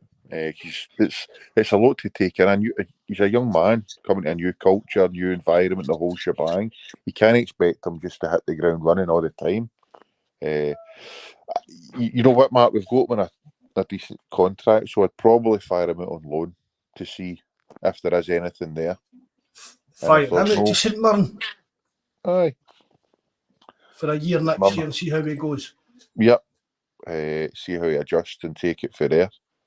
You don't want to be too hasty because it must be really difficult being coming into a new environment, don't know the culture, the language, the players, anything about it. Dealing with the weather, everything else that goes with it, playing with a new club. So you can't just try and judge people after a week. Well, you need to give them a wee bit of time. He's South Korean, isn't he? Aye. Yep. So, I mean, it's not as if he's... I mean, obviously, they're out for the same neck of the woods, but obviously it's a difference between Japan and South Korea, do you know what I mean? So it's not as if he's get the Jap. There'll probably be a lot more common with the Japanese players than the Scottish players, but you still know the same kind of nationality and that stuff as them. So it will be a strange one for them. Aye. So I'll fire him out on loan, give him a wee chance, see how we go on for there, and see what happens. But do you think Ida and Bernardo are getting signed in the summer? Oh. The Bernardo one's a strange one for me, because I've seen him in. I'll say this about Bernardo. He was one of the few players that I saw for Celtic this season that didn't let himself down in the Champions League. Yep. He showed up better in the Champions League than he has for a lot of games in the domestic league. But I think with a longer run in the team, Bernardo would have something to offer for Celtic. I really do. I mean, he's in the Portugal. He's got a chance to go into Portugal, going to the Euros with Portugal. He's had a cap for Portugal the other week and stuff like that. You're not a poor player if Portugal's capping you, especially playing in Scotland and no playing often. I mean, it was probably a bit of trial game to see if he was going to get into the Euro squad. But see if he gets to the Euro squad and Portugal do well, and he's getting a bit of game time with him, maybe he'll not fancy moving to Celtic. Yep. Do you know what I mean? Maybe he'll get better offers. Definitely. Fair dues. You're not getting into a young player like that, you're not getting into a Portugal team if you've not got something to offer. And I think that a longer run in the team, we would see a bit more consistency for Bernardo. Because that's for me, that's what it is with a lot of these players that are only getting part game time. They've not got any momentum to build up their momentum in the teams. They're running the team and stuff like that. I think, there's definitely a player in there. And we could turn down signing him, and it could end up like a few years' time financially. He's going to get punted for whoever he does go to for millions, and we'd be like, I wish I kept him. But it's a tough one, because for me, we'd only be buying. We don't see the training and stuff like that, but we'd only be buying him on glimpses of him, of seeing what he can do. Aye, fair dues. I mean, we've wasted money on worse players than Bernardo. Aye, granted, 100%. But it's I think for 6 million, I don't know. It's a big outlay. It's a big outlay. But I think I would probably go with signing him and Ida again, to be honest. I think I would definitely sign Ida. Aye. I said no. I think Kyogo will be further off in the summer. I know. So I think that's the thing. We'll be looking for a new striker. Yep. Aye, one that suits more of Rodgers' game. Aye. I mean, again, Kyogo's coming up with 30. So it's getting to the point. Do we keep him? We don't make any more money, or don't make money after, or even get our money back on him. Or do we sell him? Do you know what I mean? Maybe this is going to be the last chance for Goat to get any money back for him. Aye. Agreed. And I just don't think he suits Rodgers' game at all. That's another reason why I don't think Kyogo will be here next year. I really don't. I'll be amazed if Kyogo's here next year. I'll be amazed if Kyogo's our first choice striker next year. I'll put it that way. And I can't see Kyogo hanging about to be second and third choice to fight it out with whoever comes in to be the main man. They're Jerry bolted now.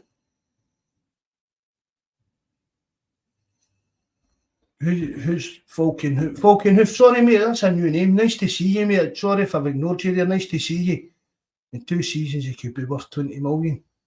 Ends up anything his fellow country played with us. I'm not sure who you're talking about there, Falcon. Sorry, mate. Bernardo.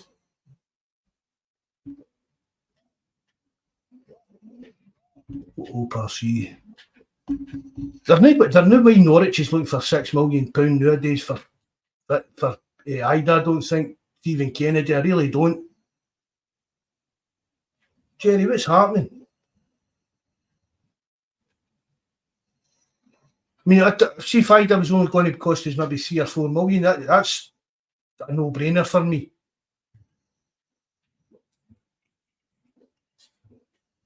Pulse boy, we moan about buying projects for 3 million. Bernardo can play, so 6 million justifies one of Hatate really going in the summer. I mean, we were talking about with Jabber yesterday, Pulse. I think O'Reilly's for the off. And I'm hoping because Hatate's had a bit of a stop-start game season through injuries that Hatate hangs about for another year. So for me, Bernardo, he's been here, he knows what the training's like, he knows what the manager wants him to do on the park. That for 6 million, if we get crazy money we're expecting to get for Matt O'Reilly, if he can't today get 20 or 30. I've got you now, Jerry, aye. Sorry, mate. Get pinged off there. My wee boy. Turned the internet off. So I think if we get Shotty, not get Shotty, if Matt O'Reilly leaves as expected, if we can keep Hatate, I don't see why 6 million for Bernardo couldn't be a decent kind of replacement for Matt O'Reilly and see how he goes.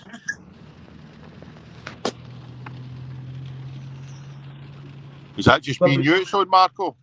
Aye. I could see somebody else there. I was like, who's that? I thought it was somebody else who jumped on. No, I'd be inclined to agree with what you're saying, mate. But it's, I don't know, it's 6 million for him to sit on the bench. As you say, it would all depend on who's staying and who's gone. And if he wants to stay come the end of the season, because if he gets into that Portugal Euros, then he'll maybe not want to be here. If he gets a couple of games, he might get an offer elsewhere. But as you say, the Champions League games were the ones where Rodgers trusted him. So, and he never let himself down. And that's where we're looking for players to be making an impact there. So we'll wait and see what happens. Wait and see. We've been linked with plenty of goalkeepers now. I tell you that's at the right kind of age with experience. Aye. It makes a change for the projects and all the rest of it. Tell me this, did you see that Atlanta Liverpool game? No, I didn't see the game. I watched the highlights back here. That's the same as me. That was the first time I kind of seen that boy Keller, the Liverpool keeper, that folk had been banging the drum about. He had a couple of half-decent saves. I'd still be looking for the boy Gunn if it was up to me. If that's the kind of player we're going for. But, I definitely take Gunn or Kelleher. Aye. Me too. Because again, it's his age and that, and I know teams have put in big bids for him and stuff like that, but that doesn't mean anything. The teams have put in big money bids for a player, do you know what I mean? But any time I've seen him, and I've not seen that much of him, I've not been that impressed at all with Kelleher. Yep. Somebody like the Turkish guy that we were linked with, is it Seker or something he was called during the week, some linked with. Somebody like that would be, even Angus gone into it, Brian goes at that. I'm not sure. As I say, we've been the keepers we've all been linked at have all been about the late 20s. Perfect with experience and all that. And I think Mikey was on said that boy's a right good keeper, that Turkish keeper. Aye. So, here's hoping that's we're trying to get the homework done early, get these players in early, rather than left scrambling about towards the end of the transfer window. We need a keeper because we need 2 in. Aye, at least 2. Aye. Yep. Aye. We'll just wait and see what materialises. Go for there. But I mean, even down to that, I mean, I've said this before. What do you want for Celtic? Do you want them to go and get a younger keeper like somebody like Foster that we made money off of, came in, done great for us and we made money off of? You want us to go and buy a keeper at like that darker age, kind of 28, 29 in his prime, and just keep him, and we're paying him top money, paying a high fee, but it's just money basically down the drain. Did we just go and look again at the next kind of Joe Hart? I'd want a keeper with. But all three of them's got the same kind of points for doing it, do you know what I mean? We went and get Craig Gordon, right? I'm never a fan of Craig Gordon, right? But we went and get Craig Gordon, whose career was basically nearly our way, do you know what I mean? With injuries and stuff like that. And he'd done a right good turn for us. We went and get Joe Hart, whose career was basically the decline, the biggest choice he had was either joining Celtic or being number 2. Was it Roma that Marino was with at the time? And he came in and he's done a great job for us. Do you know what I mean? And then you go and spend some serious money on the likes of Barkas and it just doesn't work. And the guys went on to be day well. Which I said with Tatum, that was just one of the weird. See that with Barkas, and I don't blame him. I don't blame Celtic or anything. I just blame that for being that fucked up COVID season. Just everything wasn't right. Aye, yeah. I don't know. I mean, I loved it when Boric came in. Aye. Boric was a cracking keeper. I never expected him to be anything, but it was like Stratton started talking about him, saying it just right away that they felt that it was the presence he had round about him and all that he was going to be a right good keeper. And obviously, for the 2 or 3 seasons he was there, he was first class. I think he let himself go towards the end. He admitted that he wasn't training and living his life the best he could have and should have. The last wee bit that he was at Celtic, but we had some cracking performances from him and memorable nights. So I don't know. It's hard. I would like somebody with a bit of experience that's going to be there, but I don't want them too old. I don't want somebody that's over the hill. But you want somebody we can get 2 or 3 good seasons out at least. Butland. Who? Butland. Aye, I would have taken him. We should have. Aye, see if he'd say aye. I mean, don't get us wrong. Hearts had a couple of sticky moments earlier on this season, but he came back and showed himself. He's made some cracking saves that kept us in games recently and stuff like that. But earlier on the season as well, he was really, really a badass. But Butland, I would have liked us to have seen Butland. Aye. It'd be ironic if old Joe swoops in and gets to the Euros ahead of him, eh? I don't think that's got. You won't get to the game either. Nah, no chance. But as I say, Butland's been their best player by country mile. I don't know if it's because they were under a wee bit of pressure and all the chances they've had, but no, I would have been happy enough if he had signed for us. But hey ho, we need to cast the net far and wide and go for the best possible option. Smell the gloves saying, you know that Bain will be starting the first game of the season. Oh, come on, not a chance. No, you want your keeper and that in for the start of pre-season, didn't you? And try and get your team settled. That's the thing as well, but the Euros is going to cause a bit of commotion with the transfer window this summer again. Players are away playing at that, do you know what I mean, sir? But the thing that's going to hinder it is the Euros and all that. The transfers are all happening towards the end of the window this year. So, although you want to try and get your business done early, there's a lot of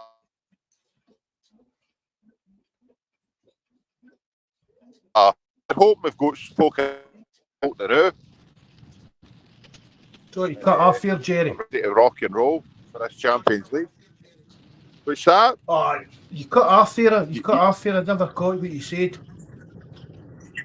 I've said that you're hoping that we're talking to players and we've got targets identified now.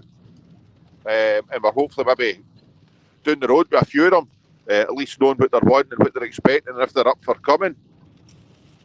You can want your players in as early as practically possible. I mean, I'd like to think that Celtic's already talking to these players, or at least their agents and stuff like that. Do you know what I mean? Aye, definitely. So, but again, the Lil sitting there, baby Lil sitting there on gardening leave. Who's running the show? Aye, I know. But you wonder where there has been a few rumours recently about Celtic talking to this keeper and that keeper and all the rest of it. So where are they? Is that just shite, or are we actually talking to keepers, or what? I mean, there's still, even without Baby Lil there running that side of things, I mean, there's still people at Celtic who can get in touch with agents and stuff and start getting the ball in motion, the signings of their potential targets. Do you know what I mean? But aye. Because I mean, once the players are identified, then it's up to the other people to get the deal over the line. Do you know what I mean? Because maybe Baby Lil know there. I want to fun back on actual Brendan Rodgers. He say so.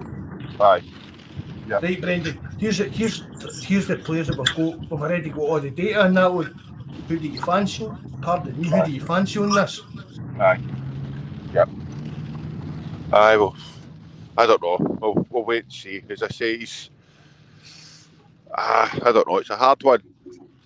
Right, I'm expecting serious investment this summer. I really am. We thought that last summer and all. But I mean, hindsight's a wonderful thing. So there was always the kind of change of manager stuff and players that would scout it, and it wasn't they didn't come up to scratch to meet what Rodgers' expectations were. Because I think that's what I looked at came down in the summer. All the work had been done for transfers for Ange. Yep. And then with the change of manager coming about, all that stuff was out the window because we're looking for totally different types of players. Aye. So, but no excuses at all. No excuses whatever this summer will be unacceptable for Celtic to drop the ball in the transfer window. Especially with this newfangled Champions League system coming in, the money that's available just for getting into it. We've got to try and at least win a bit of pride back in Europe. Aye, of course. We've been abysmal for decades now. We've been shite, totally shite. There's no other way for it. We've been terrible. You think where they've came for what they've done in Europe, it's frightening. Recent times, but and there's no reason that can't be us. It's just, but it's sort of lower level, Gary. I know we've been doing their messed up Europa League and that as well, but that's the thing about it with them. I mean, they're officially the worst Champions League club ever. And yet they're even this year. I mean, last season they were officially the worst Champions League team ever, and this year they're planning on to Dublin for a Europa League final. It shows you the actual drop. It just shows you the actual drop in standards in that Europa League. Because I think even the bigger teams, when they end up in that, they kind of take their eye off the ball in that. You know what I mean? That's why Kelleher was playing for Liverpool the other night and stuff like that. If that was a Champions League game, Kelleher's no starting for Liverpool. No, granted, definitely agree with that. But it still riles me how some of the teams they've beaten over the last wee while. I know.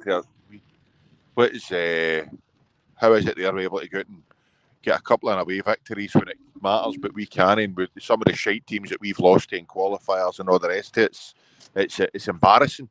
It really is embarrassing. But well, hoping it's going to change. It needs to change. It can't continue like that. There's no point winning the league every season and no being able to do something in Europe.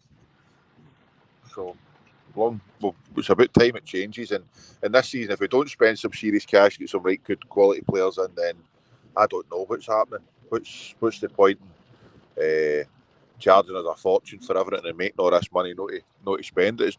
It's not going to improve what's on the pitch. Keeping it on the bank every season. The money that's available to Celtic for getting into the Champions League next season, that should be enough incentive to stay. I mean, we're not talking about going to all every penny we've got in the bank on players, but strengthening the team in the places we all know need strengthening to compete at least try and compete at that level. And as I said, it's the league it gets split into three sections. You've got the top ones that are automatically through, the middle ones are a player, and the bottom ones that are automatically out. Surely God, Celtic's got to be aiming for that middle section. Of course, definitely. But do you know what I mean? You win that playoff, and that's you're into the next round, the knockout stages, and there's serious dough to be made in that as well. Aye. Yep. It's not just that. I mean, if you're starting to do well in Europe, you've got more chance of attracting a higher quality calibre of player. You get more money when you're selling players. Exactly. So it's win-win. I can't understand how we're not doing it. But as I say, this pre-season is all about what's left of the season. It's all about us, what we're going to do and how we're going to go about it. And then the pre-season will take care of itself. But if we don't make some big changes and some big signings, then serious questions need to be asked about what direction is this club going in and why. Sounding like JFP, innit?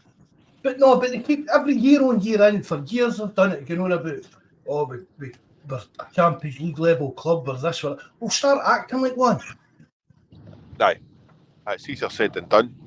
Aye, but at least, if you see yourself as a Champions League level team, you've got to start acting like one. You've got to invest in your player squad in the right way. You've got to invest in all the stuff behind the scenes in the right way. You've got to have everything running smoothly. Yep. And I it's agree. again, Totally, mate. but I mean, we're going and right, we're going about under, and because we're going about it under Rodgers, we're going about it under Rodgers the last time, we're going about it under Ange, we're going about it under Ronnie, we're going to. None of them have done anything for us in Europe.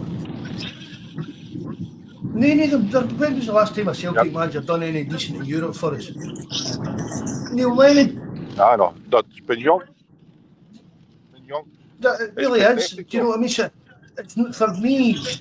I mean, I Rodgers made mistakes, going toe-to-toe with PSG and got stuff like that and things. But for me, it goes back down to the people behind the scenes.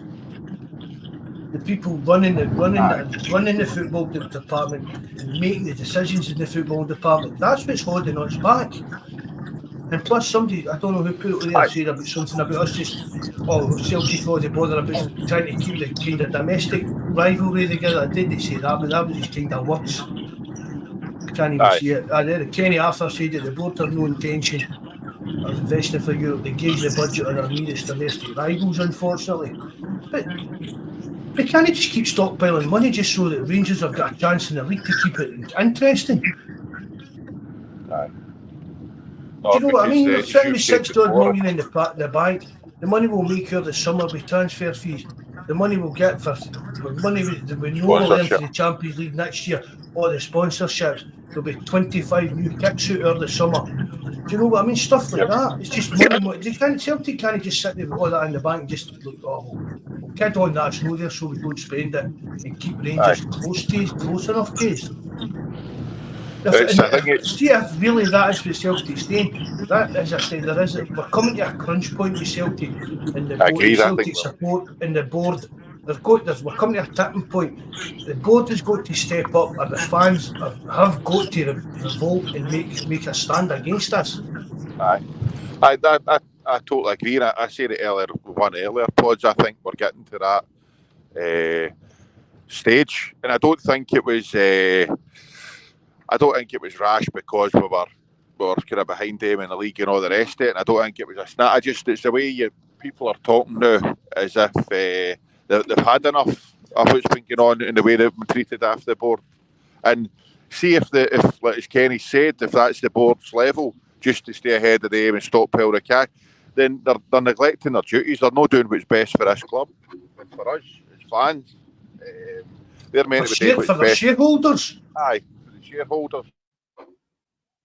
I mean, what would affect the Celtic share? What would affect the Celtic? Aye, a dereliction of duty.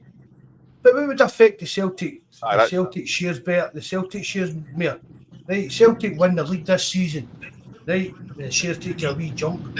Are Celtic into the last 16, the Champions League next year? The shares take a massive jump. Yep. I mean, it's weird the way it is.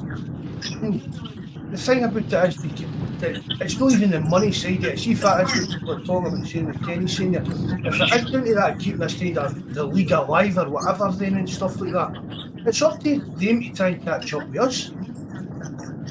Aye. You know what I mean? I agree. It's up to them to catch up with us. Celtic's going to be holding themselves back. Because I'm telling you, see if the boot was another fit, we would be. Do you know what I mean? They wouldn't be going like that. But it's made a commercial thing. That's all it is it? Because we saw it, see when they were doing the lower divisions, where was all the Celtic fans? They shut the top tiers at Celtic Park and everything. So see Celtic fans moaning about, they're doing this because of that. Well, wait, that's what we probably end up getting back to for a while. Because it's not down to anything to do with the money side of things for like the prize money. I mean, for what You don't even win £3 million for winning the league. As I said to you the other week, Jerry, on the podcast, if Celtic win the league, I'd say just split that up to the rest of the clubs apart from Rangers. Divvy that. Puts $3 million, really, right, that's £3 million to Celtic. But if they could just give that to the other teams in Scotland and help improve them a wee bit. Because pennies in the bigger picture and money that Celtic should be generating through European stuff and things like that. No, it's, I know, but we'll wait and see. As I say, this, as you say, the tipping point's getting reached, and this pre-season will tell, regardless of what happens between now and the end of the season, what's going to happen going forward and what direction we're going in. And we're all praying that with Rodgers there and everything else, hopefully Law will jump ship, that we're maybe going to go in the direction that we've all been looking for. So we'll wait and see, but we've got a lot can go on between now and the end of the season, mate. So we just need to concentrate on that, hope for the best, see what's happening for the weekend. Another wee victory over Aberdeen will do me nicely. That'll be it. On course for a double. Aye, definitely. As we said it weeks ago, I think Brian was the one that was keeping us all sane and thinking, we're not talking mincemeat. So, we'll need to shake his hand if we meet him. Once we do this double. Mr. Positivity. A group, what is it, meditation, a group meditation. I'm not going to take that. A group hug, Jabba would be there. What's that mad drug you take? Saying you, an aspar, something like that. What is it? Oh, I couldn't tell you, mate. That mad James English guy used to go on about it all the time. You take this mad drug and you just still hang about mental and you face all your fears. James English, who's that? That fat balloon that does the podcast? Aye. Oh. Anushka, something like that, man. It's some drug you take, you're meant to have this pure weird as fuck out of body experience that changes your life and that. I think that's what Brian's trying to get on to. No. Never heard it, mate. I'll take his word for it. This sound like my cup of tea. James English. Jammy Dodgers, man, a cup of tea. Man's an out-of-body experience for me. Getting a good night's tips in out-of-body experience for you. Aye, well, I know the feeling, man, with a flipping 2-year-old that's still screaming a house down. So, brittle. But no. We'll wait and see, mate. We'll wait and see. As I say, I'm confident we're going to do it. I think we're players are coming back from injury, albeit Maida's went out. We're getting players back from injury, players coming back onto form. So it is looking positive, but I don't want to get another kick in the stones again. As I say, hopefully another good performance again against Aberdeen this weekend, and then back to league duties where it matters, and let the rest take care of themselves. I mean, I think every single Celtic supporter tonight is feeling a hell of a lot better than even me that was positive about doing it to get we've got to win the league. But I think even the most pessimistic Celtic fan tonight is going to be thinking, of course, this is in our hand. We don't mess this up. We're winning this, no bother. No, we're on group chats and the messages for everybody. It's been a good day today. I mean, I couldn't believe it when you text me earlier on the day. I think, what's he on about? And then obviously all the bus group chat and all the other group chats, and I held fire. I didn't want to text any of the boys for that course I'm on, or any of the boys for work that would have the blue persuasion. I was like, no, I'll wait to the final whistle, because my mate's infamous for jumping the gun too soon and then looking like a right flipping idiot. So I waited to the final whistle and then asked them how their day was going. So, long may it continue. When they get the penalty in the 88th minute or that, and then 7 minutes came up, I thought, this is a draw, man. If somebody said to you yesterday, would you take in drawing up there the Mora? You were like, before the game, you were like, aye. But when they came away, do you know what I mean? If they get the draw again, the day you'd be disappointed about it. It's another kick in the stones. Aye, exactly. So no, it's the last couple of weeks, the signs are there, man. They're starting to wobble on us. They'll drop points again in midweek, I'm sure of it. And that'll be it. That'd be hilarious Back in our if hands. they drop games against that Dundee. See, just because of after all the carry on. Aye, and I've said it to Jabber yesterday, I said it to Mikey talking to me earlier today. See the pressure on him in this game because of all the kind of stuff that's going on about it and all the toing and throwing in there. I mean, Big Balder was blaming the Dundee situation for them losing the day. That shows you how this is all getting to their heat. Do you know what I mean? It really is, man. They're under so much pressure for this game on Wednesday night because of what's going on and because of what happened today and the way the league's sitting in it. I'm not saying that Dundee got to beat them, but I think it could be a draw up there. Good. That'll do me nicely. Mere drop points is fantastic. The more the merrier. I can't say Dundee winning, but I can see a wee draw. A wee draw would do me. Aye, of course it would. And then that's on there. That's eating away at them over the weekend. Do you know what I mean? There's no another league game for 8 days, 9 days or something like that. Do you know what I mean? Brilliant, isn't it? Fantastic. Aye. Another 8 subs tonight. Thanks very much for everybody that subbed there. Bobby's just seen them picked up another 8 subs. Thanks very much. Remember and hit the like button as well, all the guys that are listening and that. Aye, superb, brilliant. Once JFP comes back, we'll get a few more, definitely.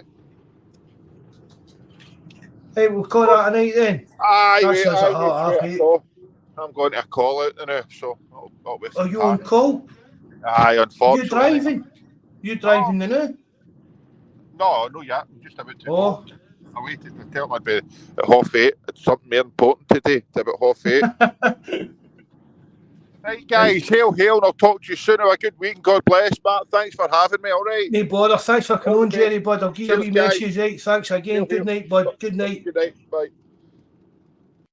Hey, thanks for everybody that listens in. Really appreciate it, all the comments. I like it, you all get involved in the live chat and that.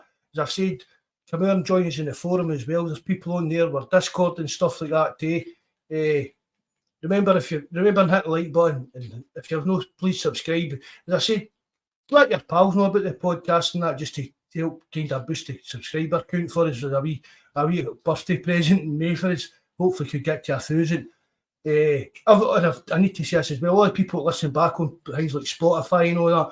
I really appreciate all that as well. We're getting halfway decent numbers on that, considering.